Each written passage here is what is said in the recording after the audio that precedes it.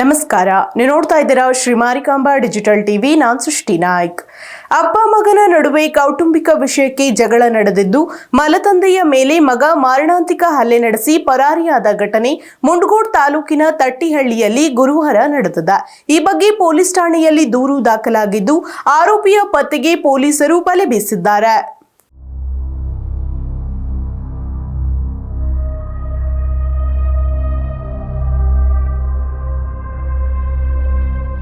ಕೌಟುಂಬಿಕ ಕಾರಣಕ್ಕೆ ತಂದೆ ಮಗನ ಮಧ್ಯೆ ಗಲಾಟೆ ನಡೆದು ಮಗ ಮಲತಂದೆಯ ಮೇಲೆ ಮಾರಣಾಂತಿಕ ದಾಳಿ ನಡೆಸಿ ಪರಾರಿಯಾದ ಘಟನೆ ಮುಂಡಗೋಡಿನ ತಟ್ಟಿಹಳ್ಳಿಯಲ್ಲಿ ಗುರುವಾರ ನಡೆದಿದೆ.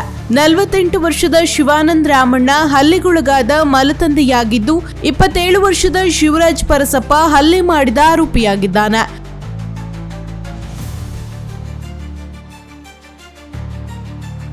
ಲಾರಿ ಚಾಲಕ ಶಿವಾನಂದ ರಾಮಣ್ಣ ಕಳೆದ 1.5 ವರ್ಷದ ಹಿಂದೆ ಗಂಡನಿಲ್ಲದ ಹಾನಗಲ್ ಮೂಲದ ನಾಗಮ್ಮ ಪರಸಪ್ಪ ಎಂಬುವರ ಜೊತೆ 3ನೇ ಮದುವೆಯಾಗಿದ್ದ.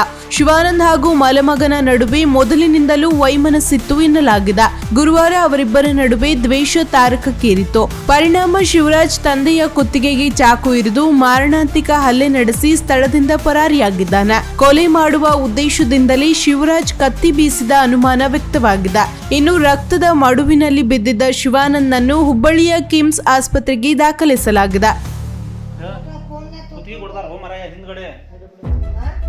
ಹಲ್ಲೆ ಮಾಡಿದ ಆರೋಪಿ ಪತ್ತೆಗೆ ಪೊಲೀಸರು ಬಲೆ ಬೀಸಿದ್ದಾರೆ. ಘಟನಾ ಸ್ಥಳಕ್ಕೆ ಸಿಪಿಐ ರಂಗನಾಥ್ ನೀಲಮ್ಮನವರ್ ಭೇಟಿ ನೀಡಿ ಮಾಹಿತಿ ಕಲೆ ಹಾಕಿದ್ದಾರೆ.